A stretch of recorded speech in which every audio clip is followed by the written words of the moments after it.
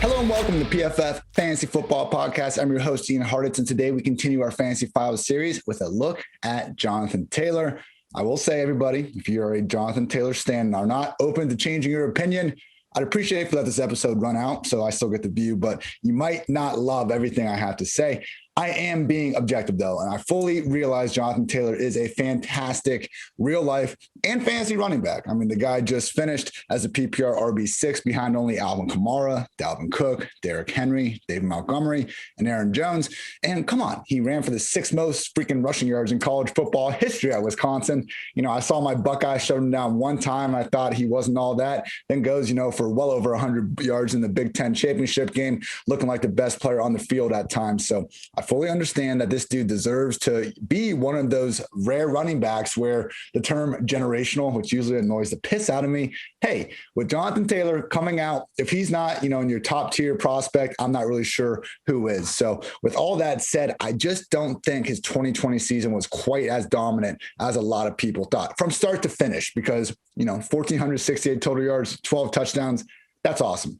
I get it. In fantasy land, we don't really care about style points. Every touchdown is worth 6 points as a rusher or receiver. 10 yards counts the same, just no matter how many broken tackles you had around the way. I would just say, people, it took him a while to get to the point where he was winning people just games purely by his own. Before the Colts week 7 bye, Jonathan Taylor was the PPR RB15, only to reach 60% snaps and or 20 touches on one occasion. Before, week 12 and just in weeks 1 through 11, he was the PPR RB16. And then he missed week 12 when he got put on the COVID list against the Titans. And then Jonathan Taylor went Super Saiyan. I mean, it is ridiculous, everybody. I'm going to quickly just go through his weekly running back ranks. And you can check out this article on pff.com as well if you just want more of a table view of it. But basically, Jonathan Taylor, from week one, RB15, and he's RB14, RB24, RB36, RB18 against the Bengals. He got a nice RB9 finish before the bye. After the bye, he went RB48, RB22, RB36. And then this is when he started going off. He got the Packers in week 11. He went RB12. Again, he missed the game against the Titans. And then to end the year, he goes RB5 against Houston, RB2 against the Raiders, RB15 against Houston, RB10 against the Steelers, and RB1 against the Jaguars to end the season. So before the last 6 games he had, we'd only seen him operate as an RB1 in 1 week against the Bengals. And it wasn't like, okay, I don't want to say the whole thing was a strength of schedule issue. He had a great game. It is kind of looking that way. I mean, his other good games are against the Vikings and Jaguars. Jonathan Taylor can't control how good the defense is across from him. Again, if he's just making them all look bad, then that's not something we should take away from him. This is kind of funky, though, because I think we could all agree that end of the season stretch, Packers, Texans twice, Raiders, Steelers were obviously a great defense, but Jaguars, I mean, we were looking at 5 or 6 games there at the end against objectively terrible run defenses. And it's not something, again, to necessarily hold against him as a reason not to draft him in 2021. I just haven't seen Taylor really have this pointed out for him as much as someone like David Montgomery. Even Derrick Henry, I feel like people were kind of giving a lot more, not like they were taking away from the guy, but again, Taylor, Henry, Montgomery, let's treat all these guys, final stretches of the season with their respective strength of schedule equally. It's a factor and they all benefited from it. So I guess I would say with Taylor, is he good enough to be just a massive exception to the rule that we want running backs that can catch passes? I don't think he is, because looking at last year, just purely rushing stats, PFF rushing grade, he was 13th among 48 running backs with at least 100 carries. Forced missed tackles per rush, he was tied for 18th. Yards per carry, he was tied for 10th. Yards after contact per carry, he was tied for 19th. And stuff rate, which measures how many times you were stopped at the line or in the backfield, he was tied for 16th. So look, Taylor is a great running back, but again, people, if we're trying to project 2021 volume, he's going to need to be almost even better than he was last year in terms of just on a per carry basis, because I don't see him necessarily getting the exact same workload again. Credit to him for really turning into a pretty solid receiver, 22nd best PFF receiving grade among 48 qualified backs. His teammate Nyheim Hines is actually number 1. But truly, I mean, there's a stat for like most of the season. Unfortunately, he dropped 3 passes in his final 2 games. But through week 16, like Jonathan Taylor had caught 35 of 36 targets or something bonkers. I mean, this was a concern coming out of Wisconsin. And we see this with a lot of running backs from Wisconsin type systems. A.J. Dillon in Boston College is similar. They don't catch many passes. And we wonder, hey, did not catch the passes because they're not a good pass catching back? Or is that just because the offense didn't ask the running back to work in the pass game that much? For Taylor, he's not Nyheim Hines, but it clearly doesn't look like it's, enough of an issue to keep him off the field. And we saw that consistently in 2020. But people, this is not 2020. It's 2021. And now we got to deal with life with Phillip Rivers instead of Carson Wentz under center. And Rivers has been the one over the years to really formulate and just kind of engineer these high receiving friendly seasons for his running backs. I mean, just in terms of total targets in the running backs, Phillip Rivers in 2020 ranked 4th. He was 1st in 2019, 5th in 2018, and 10th in 2017. The Colts, before Rivers got there during the Frank Reich era, ranked 21st, 9th, and 26th. Carson Wentz, over the past 4 years, has gone 20th, 8th, 19th, and 29th. So each of Reich and Wentz had a top 10 season in terms of targets to their running backs in their own right without Phillip Rivers involved. So I'm not saying these guys aren't going to be ignored. I just don't think they're going to combine, Hines and Taylor and Mack and Wilkins or whatever running backs they had. I don't necessarily see them combining for 131 freaking targets again. The O-line, fantastic. But we've talked on this podcast again and again, the O-line doesn't matter as much as we think in fantasy land. It's the volume that matters. Last year, PFF's top 5 highest graded offensive lines in run blocking produced 4 top 24 PPR backs. The bottom 5 offensive lines in run blocking also produced 4 top 24 PPR backs. So O-line remains great, but without Rivers, people, this hurts. I mean, I don't think people maybe they do realize how bad Carson Wentz was. It's been since 2017 that we saw this guy work at an MVP level. And even when we look at 2017 Wentz versus 2020 Rivers, I know the game's changed in the last 4 or 5 years, but 2020 Rivers averaged, he had about 8% higher adjusted completion rate. He averaged 2 more yards per attempt. He wasn't quite as good in big time throw rate, but he had less turnover-worthy plays, and he took 9 less sacks, even though he played 9 fewer sacks, and despite playing several more games than 2017 Wentz. That was 2020 Rivers. If we go 2020 Rivers versus 2020 Wentz, it's a disaster. Like, I'd have to put an NSFW tag on this podcast. We wanted to go through that comparison. I'm just saying, I floated out there on Twitter that this is a QB downgrade. Like, going from Rivers to Wentz is a downgrade. And I was kind of getting some backlash on that. Okay, if Wentz gets back to MVP form, he's going to be fine. I don't hate on the Colts for going with Wentz, taking that opportunity.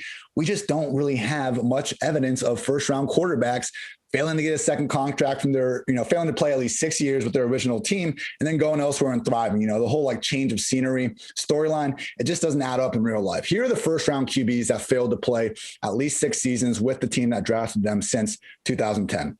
Josh Rosen, Paxton Lynch, Jameis Winston, Marcus Mariota, Blake Bortles, Johnny Manziel, Teddy Bridgewater, EJ Manuel, Robert Griffin, Brandon Whedon, Jake Locker, Blaine Gabbert, Christian Ponder, Tim Tebow, and Sam Bradford. I think Wentz's best case scenario in 2021 and beyond is kind of forming to be like a middle-class man's Sam Bradford, maybe higher. Maybe he's a complete exception to the rule. We got Haskins, Darnold, Trubisky, Goff, and Wentz about to qualify in 2021. I just don't like hanging my hat on someone being the exception to the rule. And that takes us back to Jonathan Taylor, because I've brought up all these concerns about Wentz being there. What about the backfield? Because as much as we would love to see Marlon Mack not matter in 2021, he's back, people. And Marlon Mack would matter less on 31 other teams in the league. Unfortunately, he matters most on the Colts, because this dude racked up 2,184 total yards and scored 18 touchdowns for the Colts during the 2018-2019 seasons. If you want to say every running back in the league is just a guy and they don't matter, yada, yada, yada, fine. I guess Mack doesn't, necessarily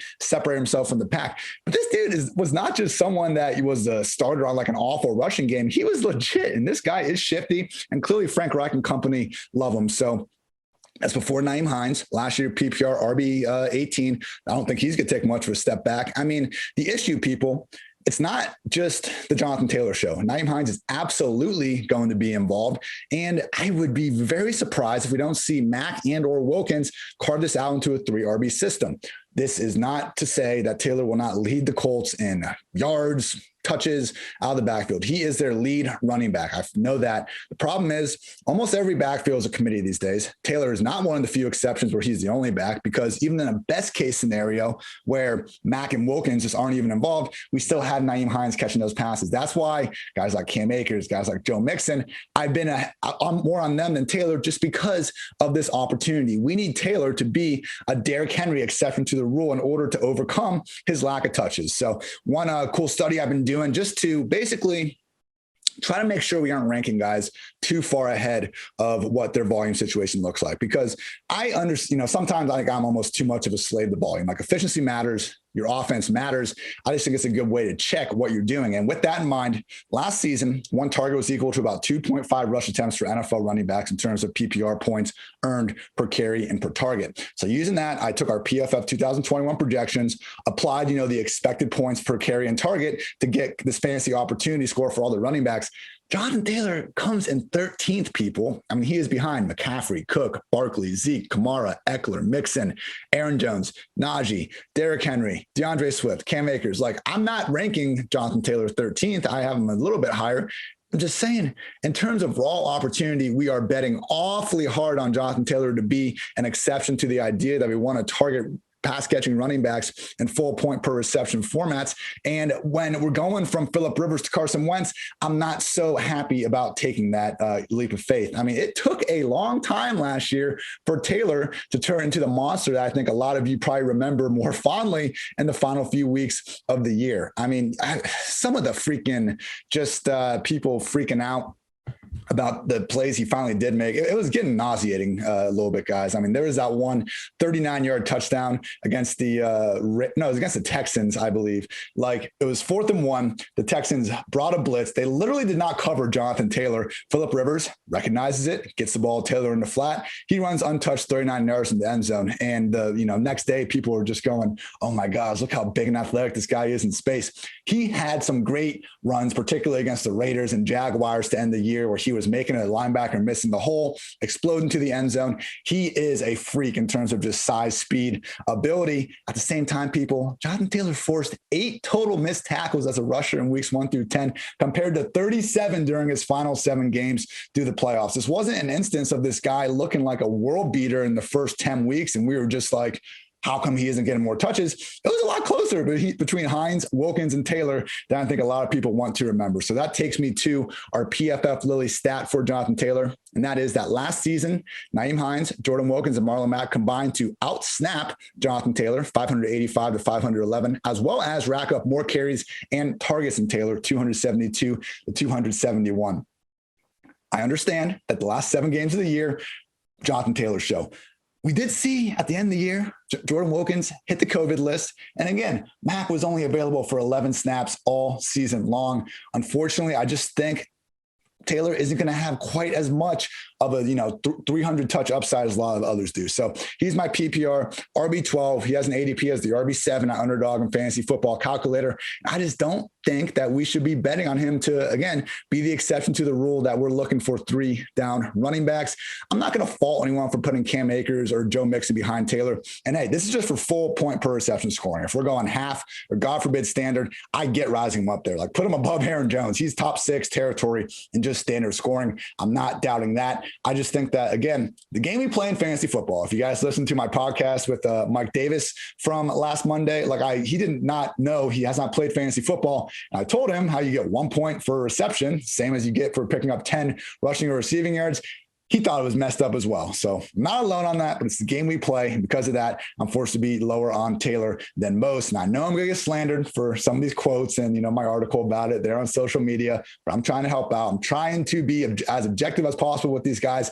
I'm not willing to take the leap of faith that I feel like a lot of people are with Taylor, making him a top 7 RB. As for Nyheim Hines, I don't see him replicating that top 20 finish. I don't see him really getting close. Lower end of top 40, I think would probably be the closer to the more realistic scenario. If you're going pure 0 RB, he's fine. He can give you a nice, floor week to week, but he's going ahead of guys like Latavius Murray, Jamal Williams, Alexander Madison, and just have so much more upside if disaster strikes. I mean, Hines is 2 injuries away from being, this super, fantasy workhorse type of back. Unfortunately, guys like, again, Latavius, Jamal, Madison, I think they're 1 injury away from having, legit top 10, top 12 upside. Thank you, as always, for tuning in to PFF Fantasy Football Podcast. If you enjoyed it, please check out the rest of our podcast network, which covers everything NFL, college, and fantasy football. You can recap the NFL draft with Mike Renner. And Austin Gale's 2-for-1 Drafts podcast, or get all the 2021 betting content you need with the PFF forecast. If you like fantasy football and if you like playing fantasy for money, you need to check out Underdog Fantasy.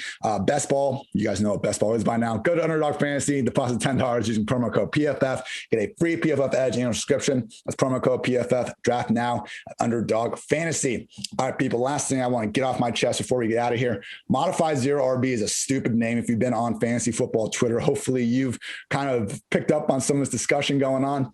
We need to name it something else. I've heard anchor RB. That's fine. One elite RB. Sure. Just draft a good running back at the top of the draft is a better name than modified zero RB. And for you to say, well, modified zero RB is just taking a running back or two early on and then following the rest of the zero RB rules, it does not work that way. No, that's lightly modified zero RB. Why not modify zero RB and then I draft 6 running backs straight and then I say, okay, now I'm back to zero RB. It's stupid. For modifying it, then it's no longer the zero RB thing. Come with a better name. Use anchor RB. I'm getting mad just think about it. And I'm not even here to say it's a bad strategy. I think it's a great strategy. I would think the majority of my drafts, I do end up following more of a modified zero RB. Here I am using it myself. I use more of an anchor RB setup. I would just say people with all these things, people are trying to find the new hip, slang term for these drafts. Go in and let the draft play as it comes to you. Don't go in and be, hey, I'm going zero RB no matter who's available to me. That's how you get yourself in trouble. So modified zero RB, stupid name, use anchor RB, but it is a good strategy. I would say I prefer it. With that said, I think the best strategy in fantasy land is having no strategy and letting the board come to you as it is. So with that in mind, thank you as always for tuning in to PFF Fantasy Football Podcast. New episodes every single day throughout this summer, and believing we'll have plenty of goodness ahead of next season as well. I'm Ian Hartitz. You can find all my stuff over at pff.com. New articles every day as well. 100 articles, 100 days series going strong. Got about 40 of those suckers done already, and we'll continue to pump them out throughout the summer. So thank you again for tuning in. Until next time, take care, everybody.